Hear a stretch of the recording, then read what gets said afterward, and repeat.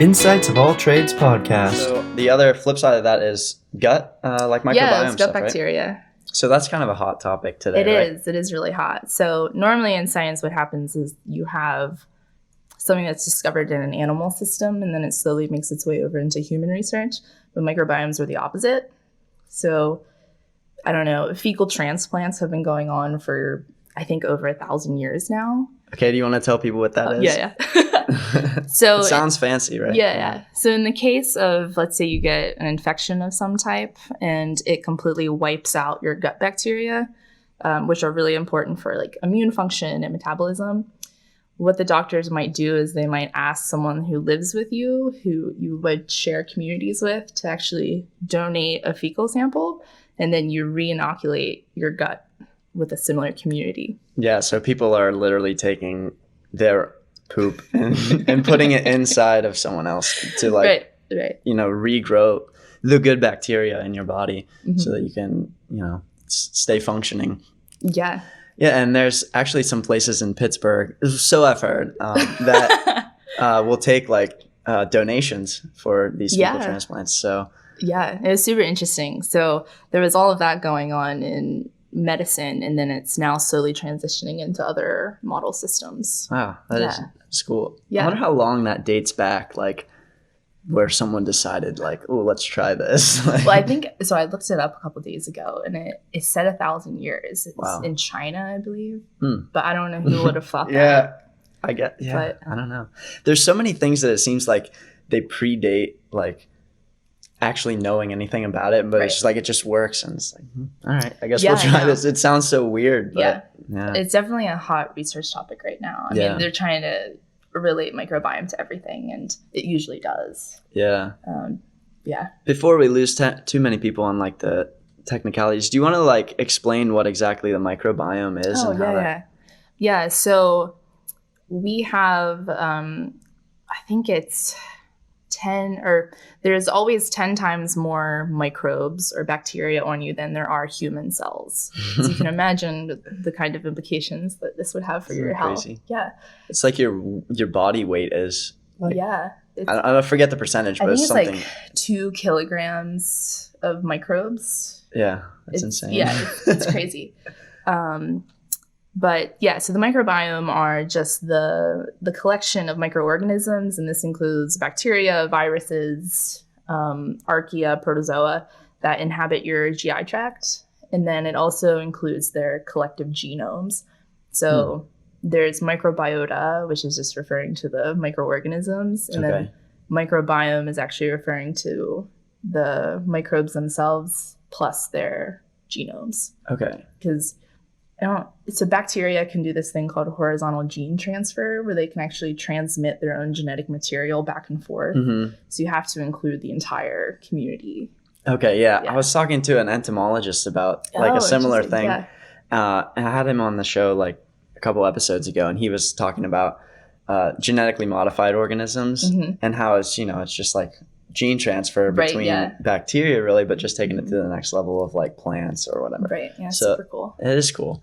So so there's like this whole microbiome in the gut, right? Yeah. There's also are there also like microbiomes in like the lungs and things like that too, or something? I think.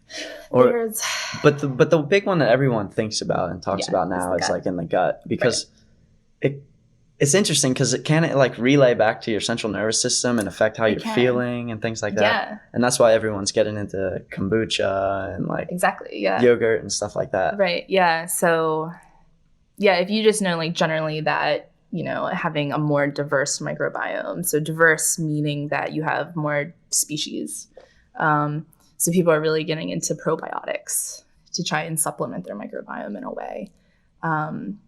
So this is a fun fact. I'm going to diverge a little bit. Yeah, go for it. But so when you're born, depending on your mode of delivery, it can change your microbiome. So if you're born via C-section, your gut microbiota represents your mom's skin microbiota. Okay. But if you're born like vaginally, then your gut microbiome represents your mother's vaginal microbiome. Wow. Yeah. I'm sure you could pick up some negative like bacteria and stuff too, right? Like Yeah. someone could get like Staph aureus maybe from your skin or no? Yeah, no, it can. Oh, okay, yeah. Yeah. So no, they probably it's control for super that. crazy. I guess, right? Yeah. I should know this, but Yeah, so when you're young, your microbiome really resembles that of your mother, but then slowly as you age to about 2 years of age, then it actually resembles the adult microbiome. Okay. Yeah, so it shifts really quickly from like a low diverse infant microbiome to a really diverse adult microbiome. Just within a couple years? Mm-hmm. Wow. Yeah, because it's a combination of your genetics and your environment. Interesting. So how's that work with birds then if they're hatching out of eggs? Yeah, so we don't really know right now. It's really hard because eggshells are porous, so we don't know if microbes can actually get in there. Right now, it's assumed that birds are sterile up until they hatch out of the egg. Okay. And then it's either through, like, if you've ever seen like a mother bird feed their babies, it's either through what the mom feeds it or just like the surrounding nest microbiome. Okay. Yeah. Will inoculate the chicks. Yeah. Okay. So it could get possibly some of the mother's like bacteria and whatnot from the just feeding, like basically the mouth to mouth type thing or beak to beak or whatever. That's interesting. Yeah. That's cool. Yeah. I feel like evolutionarily, it's probably better the way that humans have evolved it so that we can get it from the start. Right. Because these bacteria are really, bacteria and other microorganisms are really important to a lot of stuff. Yeah. Right? So they extract short chain fatty acids from our diet, which are really important for metabolism. If we didn't have those particular microbes, we wouldn't be able to digest fiber, for instance. Oh, okay. Wow. Yeah. And they train your immune system. So they actually train your, is it B lymphocytes that produce antibodies? Yeah. Okay. Yeah, B cells. Yeah, they train your B cells during development as to what to recognize as a foreign body. Okay. Wow. Yeah. That's cool. Yeah. How does that work? It's just when you're first developing your immune system, your B cells are like slowly like, I don't know the exact mechanism, but I'm assuming that they're going around and kind of sampling different antigens. Okay. Yeah. So then your bacteria that are there from the beginning, they learn to recognize as commensal. Oh, okay. Yeah. So that they don't attack your own gut. Right, basically. exactly. Yeah. Huh. That is cool. Yeah.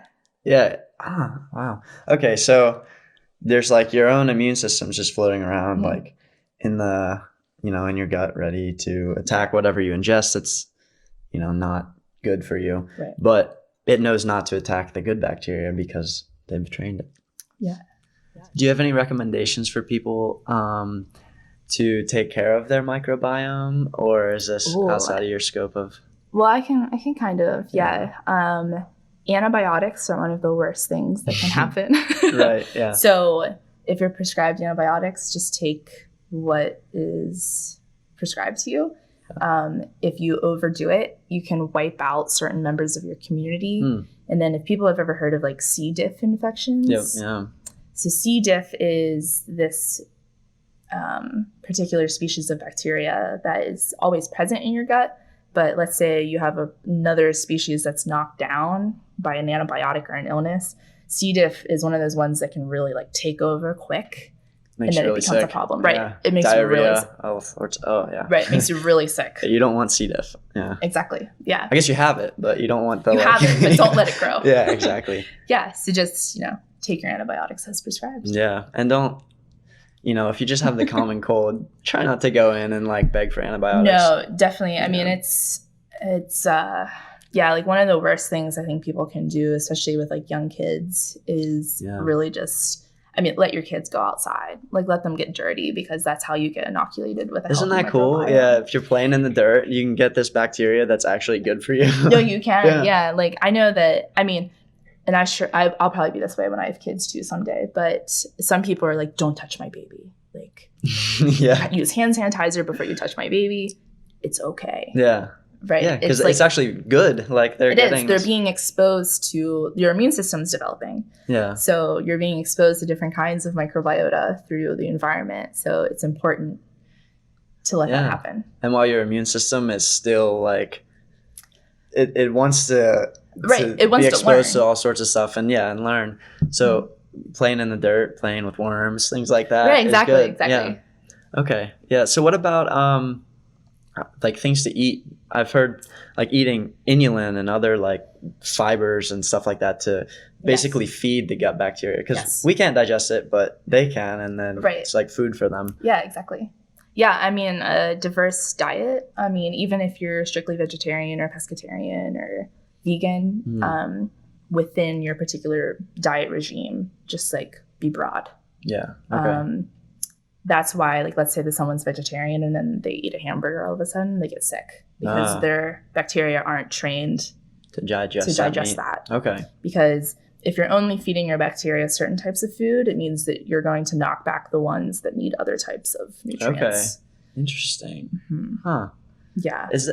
I wonder if that has to do with, I wonder if that's similar to like when people get sick traveling and drinking like tap water from places that like the local people don't get sick from that. But if you go there and drink that, it can make you really sick for like a few days. Potentially. Yeah. So it's crazy. Like, so if you look at like the microbiome literature with diet, we have like a Westernized diet. So we've decreased in our fibers. So like we're like really high, like meat, dairy. Mm-hmm. But is that good, do you think?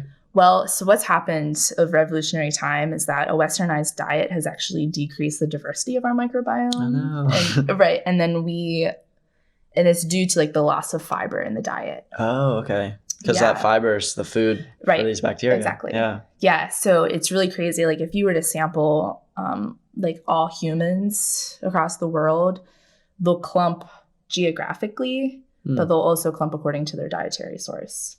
Okay. Huh. Like, depending like how similar their microbiota is.